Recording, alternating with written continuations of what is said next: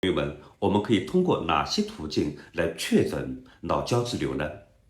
第一点，通过临床症状来进行评估。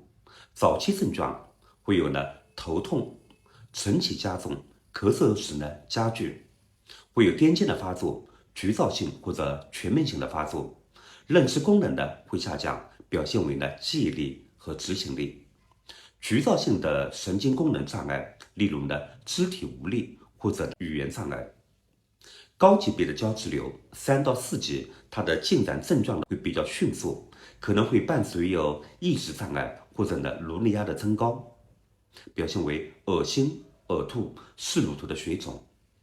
神经系统的查体可以评估运动、感觉、反射、颅神经的功能以及小脑的协调能力，可以定位病灶的区域。第二点是通过影像学检查来确诊，核磁共振是首选。常规的序列 T1 加权可以看到肿瘤表现为低信号，T2 加权水肿是高信号。增强扫描高级别的肿瘤强化会比较明显，每一个序列都可以看到不同的肿瘤信息。如果我们进行功能成像，就会看到更多的内容。弥散加权成像可以区分肿瘤与梗死。灌注成像可以评估肿瘤的血供，高灌注提示恶性程度较高。磁共振波谱检测代谢物，例如胆碱升高、NII 降低，提示肿瘤的活性。多模态的核磁共振结合DTR，可以指导手术路径的规划。CT 扫描用于急诊排除脑出血或者钙化。PET-CT 高代谢提示恶性。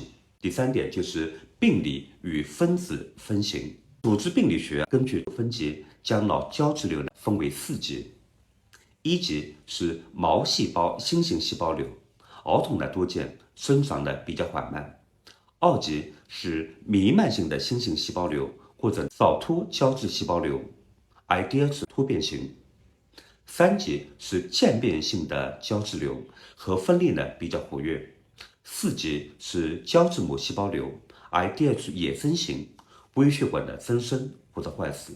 胶质瘤也会有一些分子标志物，分别具有不同的意义。